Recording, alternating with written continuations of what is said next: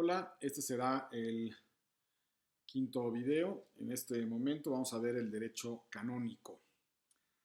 Bien, entendemos por derecho canónico al conjunto de disposiciones normativas que rigen a la vida de la Iglesia Católica, tanto en sus relaciones internas, interiores, como en sus relaciones externas, como una entidad política que se relaciona con otras entidades políticas. Por Iglesia Católica podemos entender la asociación de fieles que profesan el mismo credo y que se rigen por las autoridades canónicas.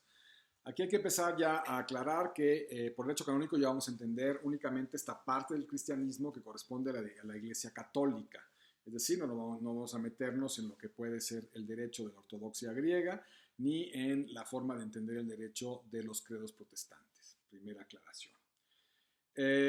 Como institución humana, la Iglesia surge desde el comienzo con relaciones o con necesidad de relaciones jurídicas, con una necesidad de instituciones que organicen la vida de los fieles. Permanecieron en la clandestinidad, ya lo vimos, hasta la época de Constantino, en donde pierden esta clandestinidad y ya propiamente se convierten en una persona moral que además va a acumular una enorme riqueza y un enorme poder en el seno del Imperio Romano. El derecho canónico se va a dividir en divino y humano, un complejísimo, amplísimo derecho humano que va a tener que resolver un sinfín de problemas, y un pequeño, corto derecho divino, que es el que inspira toda la moral cristiana y que está contenido en la revelación fundamentalmente, y que se derivaría de lo que ya hemos visto, ¿no? La tradición de la ley mosaica, de la Biblia, y después ya las enseñanzas de Cristo, el seguimiento de Cristo, las bienaventuranzas, etc.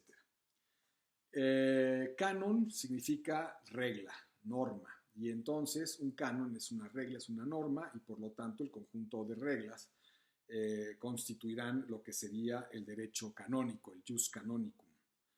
Este derecho canónico va a tener una evolución en sus fuentes desde un comienzo con costumbres, con prácticas que se llevaban desde todavía y que se van a ir diferenciando de alguna manera de las prácticas de las sinagogas vendrían de alguna manera al judaísmo, y en la medida en que van avanzando se van incorporando otro tipo de fuentes, y obviamente en un transcurso tan largo de tiempo y con una institución tan bien administrada, pues el derecho canónico va a tender va a tener una jurisprudencia y va a tender sobre todo a una legislación. En ese sentido, las fuentes son las tres fuentes que hemos visto en en algún otro tipo de Estado. Habrá que entender que la Iglesia también es un Estado político. Y en ese sentido, las fuentes se van a ir desarrollando paulatinamente conforme crezca esto. Digamos, la dinámica de estas fuentes del derecho tenderán, o más bien tenderán, a la legislación, que va a darse originalmente únicamente a través de los concilios, dependiendo de la importancia, los concilios ecuménicos, también puede darse en sínodos, algún tipo de legislación, pero va a ir desarrollándose hasta, digamos, el siglo XI, en donde va a comenzar un importante papel, una idea importante que se va a consolidar a lo largo del siguiente milenio, que será la idea de que hay una cabeza de la Iglesia, que es el famoso Papa, y realmente se va a ir creando y constituyendo una jerarquía en torno a una monarquía. Esta monarquía se conoce en términos eclesiásticos. Aquí vamos a ver que los términos dicen lo mismo, pero cambian. Son utilizados de manera especial por el lenguaje eclesiástico. Hablaremos de una hierocracia papal, que no es más que una monarquía papal. Sería el equivalente. El término hierocracia viene de hierético, de que las estatuas egipcias eran muy serias, muy solemnes, muy hieráticas, y de ahí vendrá esta extraña palabra.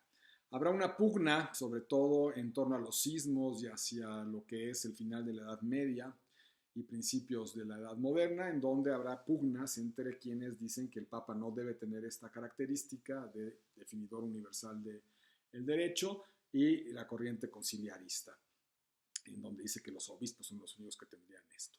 Finalmente llegaremos al famoso cisma de Occidente, cuando se nombran 3 papas, se ha formado una nueva Roma en Aviñón al servicio de los reyes de Francia, una serie de cuestiones ahí muy complicadas que terminan nombrando ya un solo papa, reuniendo de buena manera de nuevo a la iglesia y afirmando esta hierocracia papal. Entonces podemos hablar que realmente se trata de una monarquía en donde las cosas se hacen con mucha formalidad y donde desde luego el papel de los concilios sigue siendo fundamental. Podríamos decir realmente que los concilios convocados por los papas y a veces llevados y muy llevados de la mano por los papas son los que acaban creando una legislación en torno al derecho canónico, que va a terminar siendo la principal fuente del derecho.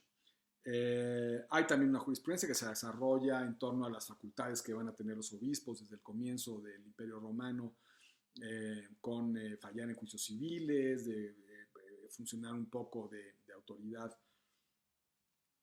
pues que va a servir un poco de protector de súbditos, etcétera, etcétera, y que se va a ir desarrollando conforme también se desarrolle el derecho canónico, que va a tener una gran ampliación en su forma de ver y su visión a partir de la llegada del derecho romano a la Edad Media. El derecho canónico lo podemos dividir en cuatro grandes periodos. El primero va a ser, voy a ponerles una tarjeta, se las mando luego por WhatsApp, pero aquí para que la puedan ver. A ver, ahí estaría. Lo voy a mencionar nada más. El primero de los orígenes a el decreto de Graciano, 1150.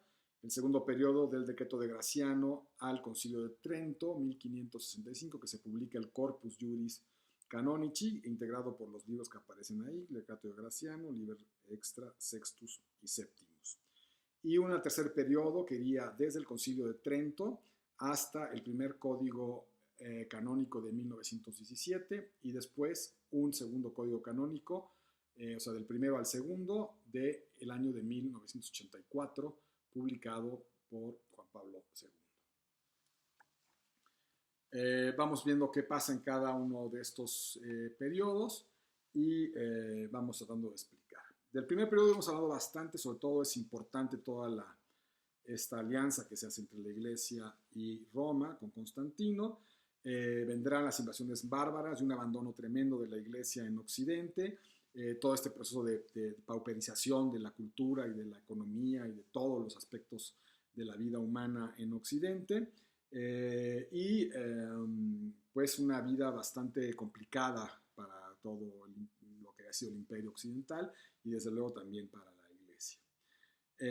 Una gran relajación del clero, poco control, poca administración es lo que caracteriza toda esta época, hasta que llega Gregorio VII, 1073-1085, y junto con la orden de Cluny, una orden importante que va a significar un gran progreso y avance económico y jurídico, etcétera, en la Iglesia, va a hacer lo que se conoce como la Reforma Gregoriana, y va a tratar de sacar a la Iglesia de cierta relajación y empezar a ponerle cierto orden. Esta Reforma Gregoriana es la primera que ya afirma de manera categórica la facultad legislativa del Papa y la soberanía del Papa sobre la Iglesia. Y la disputa y el problema es que entonces quedará a la Iglesia, al Papa y a la administración eclesiástica la facultad. Únicamente ellos podrán en adelante investir obispos, es decir, nombrar, ordenar obispos. La costumbre anterior, desde Carlomagno, etcétera, y desde incluso antes, era que pues, las familias segundas metían a la gente al clero y entonces estaban demasiado imbrincados, digamos, en las administraciones locales de reyes, emperadores y señores feudales, de tal manera que se da una disputa, va a haber una guerra auténtica entre Enrique IV, ¿no? Después se va a dar esta famosa humillación de Canosa y una serie de cuestiones, una auténtica guerra entre el emperador alemán y Roma, por ver quién se va a dar esta facultad de investir obispos. La guerra se llama la guerra de las investiduras, es muy importante, es muy famosa, y es lo que abre la primera gran disputa entre el poder temporal y el poder eclesiástico. Después de un gran desgaste, va a triunfar desde luego la iglesia, pero después de un gran desgaste de muchas décadas, de guerras, de problemas graves, y lo único que quiere realmente la iglesia es centralizar su administración y controlar perfectamente al clero, ¿no? Al clero, en este caso el clero secular. En esta reforma gregoriana entonces está el problema de las investiduras y se atacan otros dos graves problemas, el de la simonía, que era la posibilidad de vender, de hacer transacciones con los cargos eclesiásticos, de heredarlos, etcétera, ¿no? Una práctica atroz y terrible, ¿no? Cualquier cosa que le suene a nuestros queridos CENTE, la CENTE, el CENTE y la CENTE, y nuestra 4T que los dejó tal cual, pues es mera casualidad,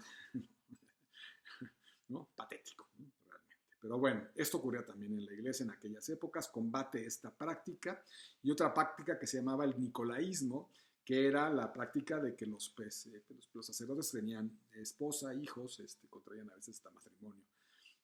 Había un gran desorden, una gran cuestión. Muchos sacerdotes pues ni siquiera a veces sabían bien los ritos, las liturgias, a veces ni siquiera bien el Padre Nuestro. Entonces lo que hace Gregorio VII es tratar de empezar ya a administrar un auténtico Estado, que entienden ellos es el único sucesor, y tiene además, y es cierto, literalmente, la posibilidad de tener alguna forma de organización y de control. Estamos en la tregua de Dios, en esto del orden social, en fin, en esta época muy complicada y muy convulsa. Va a llegar el derecho romano, ya lo vamos a ver en el siguiente video. Es importante que se vean estos dos juntos, pero el derecho romano supuso una auténtica revolución en el conocimiento de todo. Y sobre todo una revolución al principio muy claramente en el Estado. Lo que dice la parte del Corpus Juris Civil dedicada a la Constitución Estatal Romana, pues es cómo funciona el Estado romano, cómo se administra, etc. Y entonces abre a los ojos a los emperadores y a los reyes y dice, todas estas facultades las tenía el emperador romano, pues yo también las quiero. Y entonces, dentro de este asunto, se va a dar la guerra de las investiduras, etcétera, y el poder temporal, sobre todo con el emperador alemán, que va a apoyar a ir medio, va a apoyar el conocimiento y la traducción de los textos romanos en la escuela de Bolonia, en la Universidad de Bolonia, va a generar esta tremenda pugna primero con la iglesia, pero también la apertura pues de repente aparecen los textos que narran perfectamente cómo funciona un Estado extraordinario, extremadamente eficaz como fue el Imperio Romano. De tal manera que la iglesia va a abrir los ojos y también se va a empezar por el derecho. Al principio de manera casual, un monje llamado Graciano, en el año 1150, o alrededor del año 1150, empieza a estudiar 108 concilios que tenían a la mano, que podía consultar en las bibliotecas eclesiásticas, y trata de hacer una obra que pueda servir para la enseñanza de los obispos, para que puedan tener, y el clero en general, un conocimiento auténtico de todo el derecho que ha transcurrido en la iglesia, sínodos, concilios, etcétera, desde hace pues, prácticamente 1100 años, 1150 años. Entonces, hace una obra extraordinaria, inspirado ya y educado ya de alguna manera, ya cercano a la Universidad de Bolonia, a los estudios romanistas, y lo que quiere él es muy discreto, es una obra de enseñanza, una obra que pueda servir para que la gente, para lo que el clero pueda aprender de esto. La obra resulta extraordinaria, se conoce como el decreto de Graciano, y se vuelve tan importante que se convierte en el primer gran texto, el primer gran documento jurídico de estudio de la iglesia, y el comienzo también de esta relación entre el derecho canónico y el derecho romano, que se van a empezar a estudiar ambos en las universidades, y que va a constituir, el que conozca ambos derechos, el famoso doctor utrusque ius, el doctor en ambos derechos, será el más alto grado de un magíster, de un maestro en el derecho. El código entonces de Graciano va a analizar 108 concilios, va a tratar de hacer una obra sistemática, de tratar de quitar lagunas, de conciliar contradicciones, etcétera, etcétera. Y va a resultar un libro que se integra por 3 libros: Personas, Juicios y Cosas Sagradas, repito, analizando 108 concilios. Una vez que sale el código, entonces va a haber una escuela alrededor del código que se llama la Escuela de los Decretistas, que van a seguir ampliando los conocimientos. El segundo periodo es el decreto graciano del Concilio de Trento. El Concilio de Trento está enmarcado en la Reforma protestante, en la llamada Contrarreforma, que es tratar de contrarrestar el ataque tan terrible que significó la Reforma para la Iglesia Católica, una respuesta tardía, evidentemente, de la Iglesia Católica, que ya pues va a ver cómo la mitad de Europa deja de creer en las autoridades canónicas y por tanto va a abandonar a la Iglesia Católica. Es una época ya muy ilustrada en términos de que lo que aprendió la Iglesia es administrar, y diríamos que desde Gregorio VII ya no habrá alto clero que no esté muy bien educado en las labores del derecho.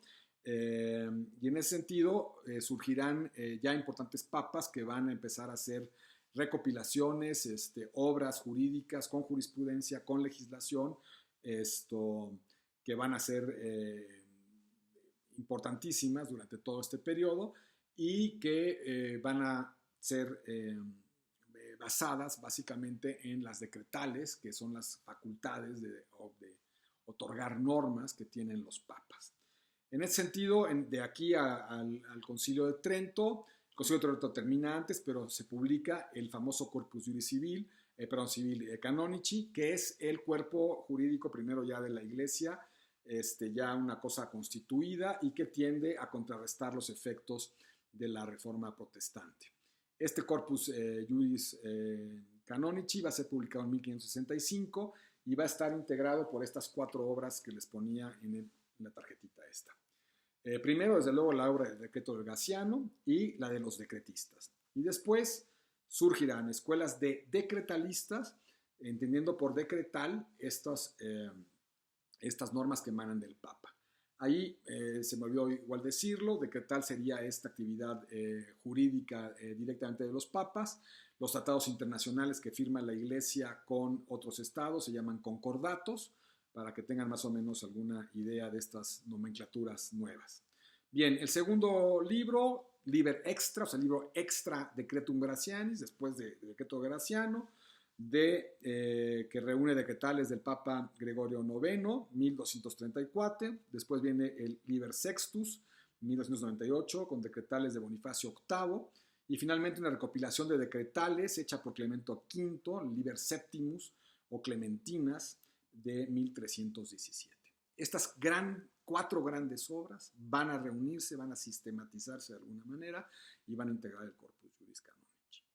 Este Corpus Juris Canonici va a durar hasta 1870, que comienzan los trabajos del primer Concilio Vaticano, que va a terminar también antes, pero que va a publicar el primer código canónico de la Iglesia en el año de 1917. Cosa curiosa, casi siempre en los concilios hay algún tipo de cuestión, o casi, salvo Trento me parece, todos tienen algún aspecto también de tipo dogmático. En dos cosas que me parecen curiosas comentarles. En el Concilio Vaticano I se decreta la Inmaculada Concepción de la Virgen María, como un misterio de fe que hay que creer, y algo increíble que parecería de lo más medieval y que a mí me ha conducido a apartarme mucho de la Iglesia como institución, la idea de la infalibilidad del Papa, es decir, la idea de que el Papa, si practica ciertos ritos, cierto ritual, el que le llaman hablar ex cátedra, que afortunadamente creo que lo ha hecho 1 o 2 veces, pero que contiene una cosa terrible y peligrosísima, porque en teoría, bajo esta liturgia, podría hablar directamente con Dios. Y entonces, imagínense definir la verdad, un hombre que puede hablar con Dios. Para mí es absolutamente inconcebible, y inconcebible que se haya decretado esto ya en el siglo XIX y el siglo XX. Pero bueno, son parte de los misterios que hay que creer para ser católico. A mí me parece francamente soberbio que alguien pueda pensar que posee tal grado de verdad. Pero bueno, así es la vida. De 1917 a los años 80, pues guerras, problemas, en fin, vaya, convulso siglo XX, y se hará un segundo concilio vaticano, el Concilio Vaticano II, que responde de alguna manera al fracaso de la Iglesia de haber podido lograr una mejora en las condiciones sociales de los pobres, que siempre han sido, pues no sé si su objetivo o sus víctimas, perdón que lo diga, pero eso parece, ¿no? Pues se da una profunda, digamos, cuestionamiento a la Iglesia, a sus valores espirituales, morales, etcétera, desde el marxismo, diciéndole, pues, ¿qué has hecho tú por los pobres? ¿Qué no sería el deber de la Iglesia mejor tenerlos saliendo de estas condiciones de miseria terrible en las que viven? Esto convulsionó todo el siglo XX, todo el pensamiento marxista, el comunismo, el socialismo, etcétera. Se crea pues, doctrinas heréticas dentro de la Iglesia, algunas se comienzan en la ortodoxia, otras que se van quitando, una época bastante complicada. Se da la teología de la liberación en Brasil, etcétera, y finalmente la muerte de Juan Pablo I, en condiciones muy extrañas, a los 3 meses de que entra de Papa, cuando ya tenía 3 cartas mandadas que francamente simpatizaba con la teología de la liberación, que ya estaba fuerte en algunos países como Brasil, ya un poco en México, Francia, etcétera, y misteriosamente pues el hombre pues, se murió. Me parece que lo envenenaron, pero bueno. En fin, el caso es que ya eligen al rey Carol, a este hombre con una imagen impresionante, ¿no? Parecería un rey del pop, el señor Juan Pablo II, y él promulga los trabajos jurídicos ya del Concilio Vaticano II en el segundo código canónico, que es el que está vigente y el que pueden comprar, si algún cura lo conoce, en alguna de las como les digo yo, las librerías de mochos, estas parroquiales, todas estas cosas, o las que están en las parroquias de las iglesias. Les cuento una anécdota chistosa, pues yo andaba ahí de curioso como siempre en la vida, en la iglesia de la Soledad en Oaxaca, tiene una buena librería, y me metí ahí, estaba ahí turisteando, y dije, pues mira, voy a comprarme el código canónico, ya hace muchos años. Y entonces entró a preguntar, y pues bueno, había cualquier cantidad de libros, ya olvídense lo que más había, de hecho, era libros de autoayuda y unas cosas que yo creo que ya no entraban en el cristianismo. Simplemente llego y pregunto, oiga, pues ¿no tendrá usted el código canónico? Y la pobre, había una señorita como monaguillo ahí, me vieron así como, ¿y eso qué? ¿Cómo? ¿No tienen el código canónico? Por favor, pues ese es el código de la legislación de la iglesia. Se sintieron tan avergonzados que fueron a llamar al padre. El padre, la verdad, muy amable, me dice, no, perdón, es que lo vendemos muy poco. Y ya me fui tras de él hasta el fondo de la biblioteca de la librería, ya tenían 2 ejemplares ahí ya bastante polvados, y me lo vendieron. Lo pueden comprar, lo pueden consultar, ahí está todo, cómo se organiza cuáles son los dogmas, las liturgias, cómo se organiza la iglesia, cómo se ordenan sacerdotes, cómo se hacen los matrimonios, cómo se disuelven, ¿no? Para el que luego quiera ahí divorciarse, ¿no? Vivir en México nos da mucho por casarnos 3 o 4 veces y siempre queremos hacerlo en una iglesia la novia vestida de blanco, ahí podrían checarlo. En fin, se pierde demasiado con esta forma de exposición. A mí me parece terrible lo que nos está pasando con esta forma de exposición, pero bueno, por lo menos les dejo una